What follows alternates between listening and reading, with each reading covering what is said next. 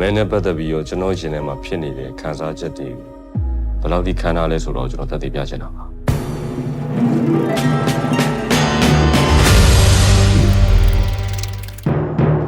လေခင်းကာဆိုတဲ့မိန်းမကောင်းမဟုတ်ဘူး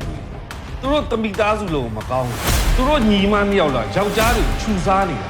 မဲခင်းကတွဲနေမင်းတယောက်တည်းမဟုတ်ဘူး ရှားယူမှုတိုင်းရဲ့နောက်ွယ်မှာ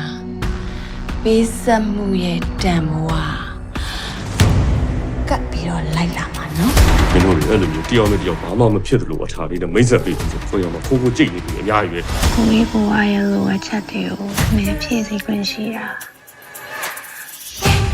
မင်းကန်ကောင်းခြင်းနေပါ ကိုကြီးတေလို့တော့ရတယ်ကွာ မင်းနဲ့ဘိုးတော်เนี่ยနားနေတာတဲ့အဲ့တလောကလောကသိတယ်ငါတယောက်တည်းမသိတာနွားလေးနွားလေးငါ ဖေဖေပြောတော့ကျေးဇူးရှင်တယောက်ကိုပေးလိုက်တယ်ဆိုအဲ့မိမကျေးဇူးရှင်လား ခုချိန်မှာနင့်ဖေကငါဒါဆိုတာနော်ကျေးဇူးရှင်ကိုကြိုက်ပြီ အမမိသားစုရှိမှန်းသိရတဲ့ကိုနားလေပြီးတော့ချစ်တာ မင်းရဲ့တကယ်နှလုံးသားလေးကအရှင်တကယ်ကကြုံငါစုံလုံးကဲအောင်ချစ်ပြီးတော့ခက်ခက်ရရနဲ့လက်ထက်ခွင်တောင်းနေတာဟုတ်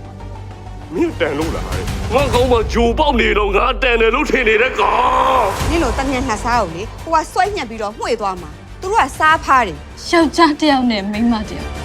ပတ်သက်ခဲ့ပြီဆိုတာခုခေတ်ကြီးမှာစမ်းလို့လားအယော မင်းငါ့ကိုပွားရှင်းပေးပါ ဖေဖေကအဲ့ဒီမိန်းမတယောက်အတွက်နဲ့သမီးတို့ဒီမိသားစုလဲမလို့ သူ့ကြောင့်ငါတည်တယ်။မင်းမွေးကြိုက်လေ သမီးတို့ဖြစ်ဖြစ်မှာနောက်လူဆိုတာမရှိခဲ့ဘူးဆိုရင်မမေရဲ့အဲ့ဒီအားနေချက်ဆိုတာတွေကိုသူတီးခံနိုင်အောင်ပါပေါ့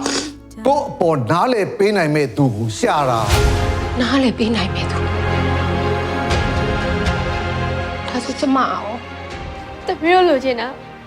ဖေဖေရဲ့မြစ်တာပါ နောက်မင်းမယူလိုက်တိုင်းကိုမွေးထားတဲ့သားသမီးကိုမချစ်လို့မှမဟုတ်တာ မင်းမရှိလို့ကိုတေးသွားလိမ့်မယ် သူဆိုလဲတေးလိုက်တယ်